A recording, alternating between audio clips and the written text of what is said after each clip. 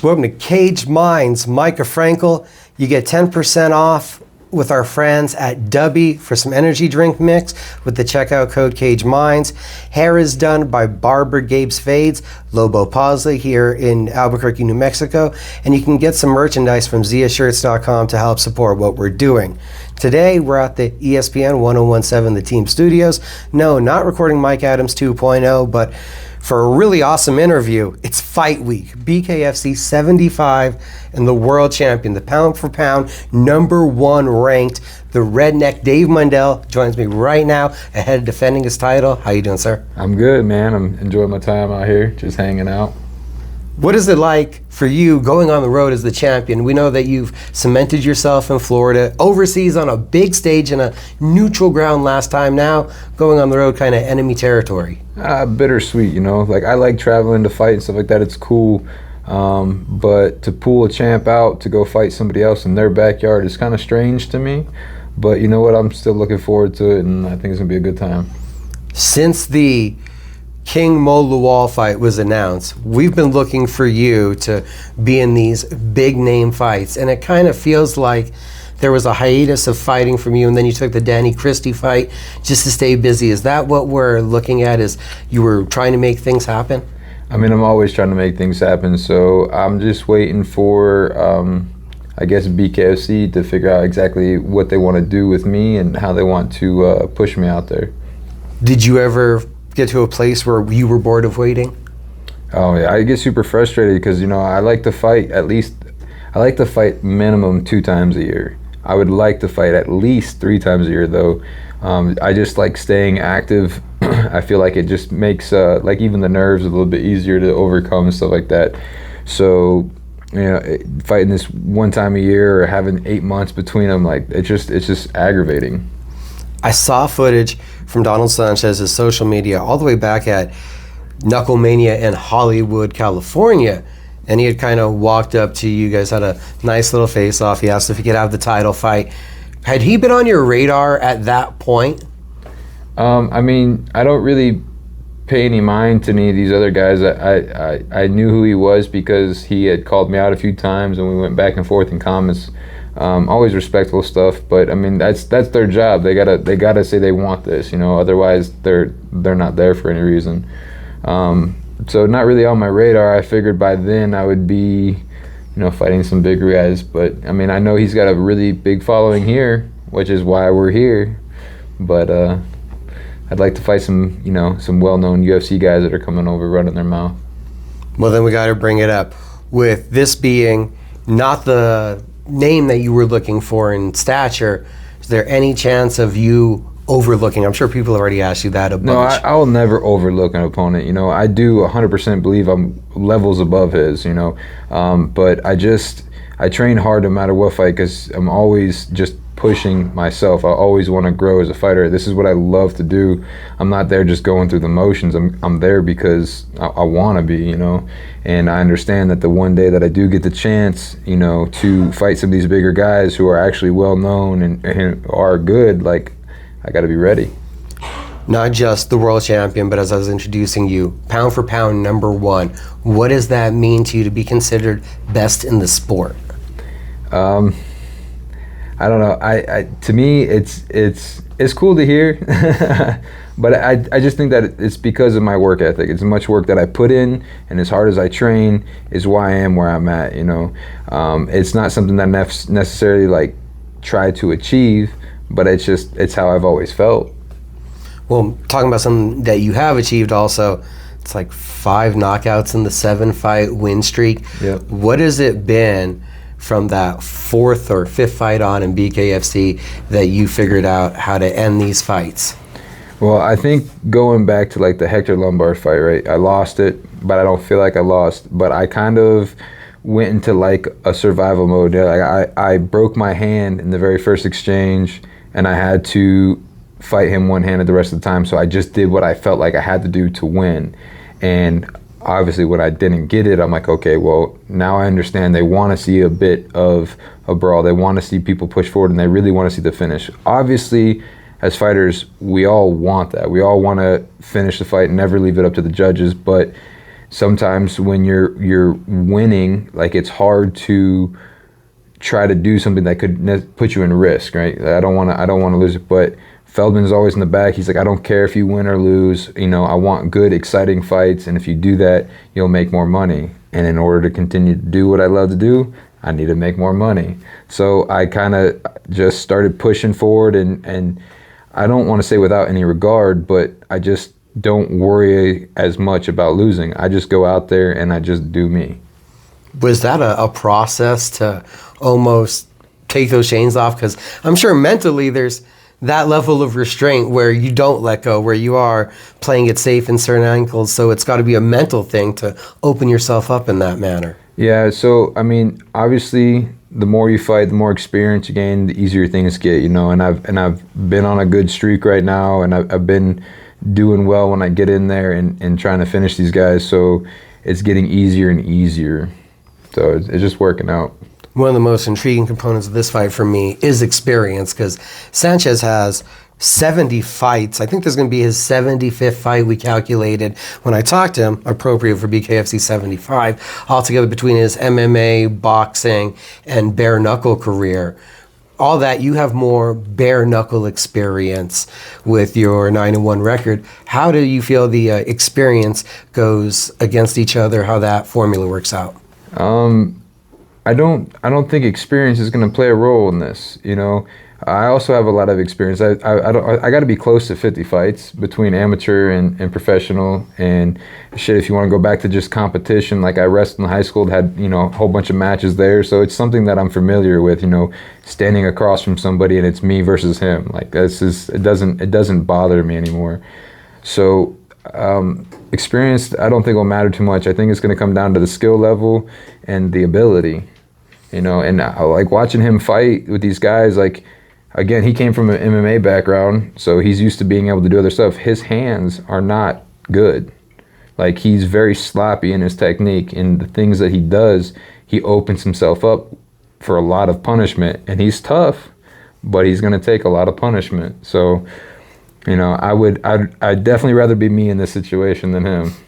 At the beginning of the answer, you said not being bothered by the one-on-one conflict anymore with the wrestling, with the MMA experience that you've had with the amateur experience. Like, when do you think you felt comfortable, so you say, in conflict? It's kind of funny because when I first started fighting, like, I really never got nervous. Like maybe because of wrestling in high school, but I just always, I was a very scrappy person. Like, I felt like I could take on the world. I had a big head, so I just never really got nervous, and there's been a few fights here and there that I would start getting concerned or whatever. It's more of a performance thing. Like, I want to go out there and actually be able to show what I'm capable of, and as a fighter, everyone has those times where they go out there and they don't perform to their best ability, so that's always been my concern, not whether I win or lose. But my coach Shahad, he always asks me in the back room too, and he's like, how do you feel? And if I'm nervous, I'll tell him I'm nervous, and we'll talk, we'll figure things out, whatever, and we'll go through it. But it's a natural part of fighting, If anyone says that you don't, whatever. But for the most part, I'm pretty good with it, and so it's just always been pretty consistent. You've taken this mantle now with BKFC, pound for pound, the champion, looking at a 5th title defense right now, really cemented yourself in the division. Do you start thinking about, have you allowed yourself at all to think about legacy, where you're putting yourself kind of in the history books of this growing sport? No, I haven't, honestly. Like I said, I really just love combat sports. I loved wrestling. That I looked to do something after that. I found jiu-jitsu there, going to those gyms. They had kickboxing, that led to the MMA. MMA led here, and I just love competing. It's just something I love to do. And so as far as legacy goes, I mean, it's going to speak for itself. Just my work ethic, everything, putting in all the work that I put in, and that's what I'm going to leave behind. BKFC 6. That was the debut with the promotion. What were the thoughts leading up to that? What was the thoughts when you got the offer for bare knuckle? So when my coach at the time was Jeff Bailey, he's like, hey, they're coming here doing this. And I was like, well, fuck yeah, let's do it. Like, and mainly because I wanted to say that I did something that nobody else did. And at the time, nobody knew how long it was going to be around. And I guarantee nobody knew how quick it was going to take off, you know. So I just jumped in there just to do it and say that I did something, because I would talk to my buddies like, you're crazy or whatever, and I'm like, I'm gonna do it, you know. So going in there, and then I didn't look up my opponent or anything, and it just like, so it's one of those things. I was like, I was nervous but excited all at the same time. So it was a crazy energy, that's for sure.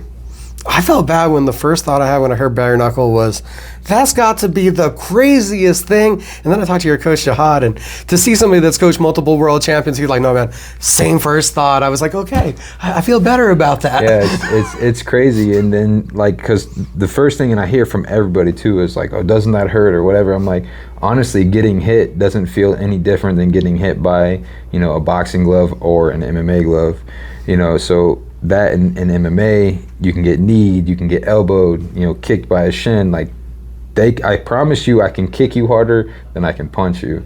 And then without having like your hand wrapped up in like that cast, I also can't punch you as hard as I can without breaking my hand.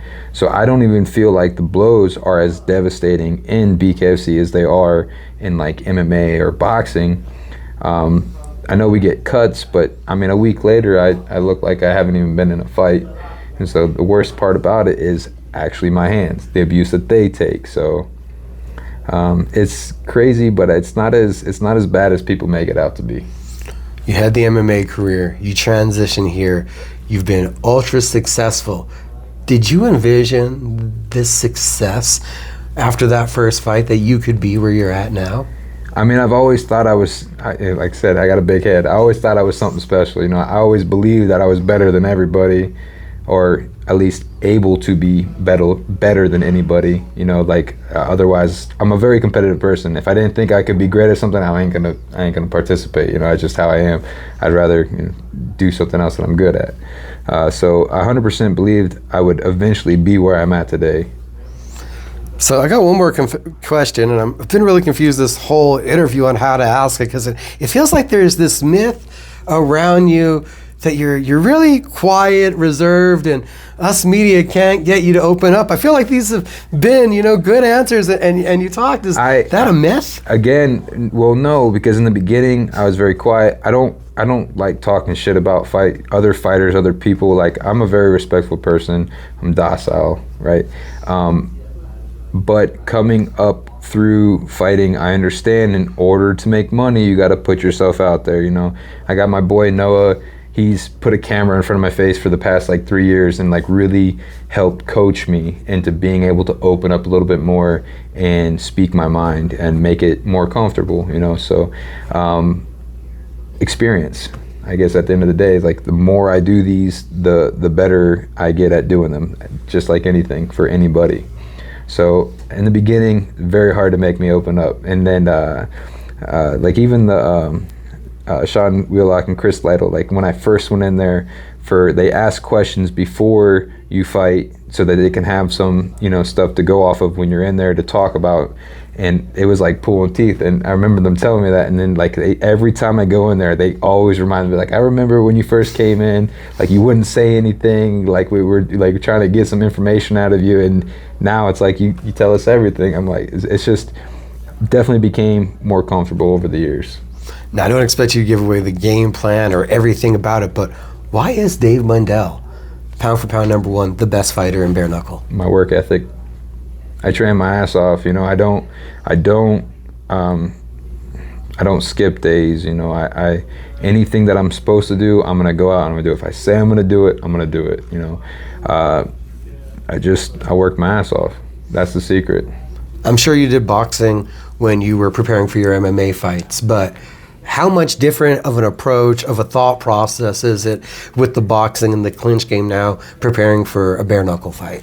So I got with Jihad, you know, coming up through my professional MMA career, and he's a boxing coach. But I like boxing because people don't realize how detailed it can be, all the different schemes. All they see is punches, but there's so much more that goes into it.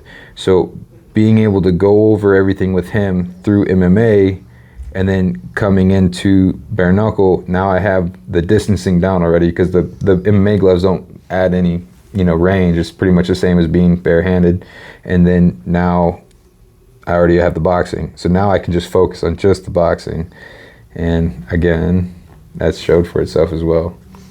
And then, where do we get the Redneck nickname from? I've been to Florida. There are a lot of tan people. We're in New Mexico. I know some rednecks. How are you the Redneck? Nicknames are always given to you. You got to earn them, so to speak. And coming up, I worked with Jihad. I worked with Martin Brown, these guys. And it was just funny because here's the little white kid with the cowboy hat coming out with black coaches, So that's just what they always called me. That's the nickname they gave me, and so we ran with that, and it fits well. And I guess from them, they always called me that because I was always out, riding my four-wheelers, my dirt bikes, shit like that, fishing. I'd bring them fish and stuff. So, and then recently been hunting a lot, so it's just the name that they gave me. So the cowboy hat fits the country boy lifestyle? Absolutely.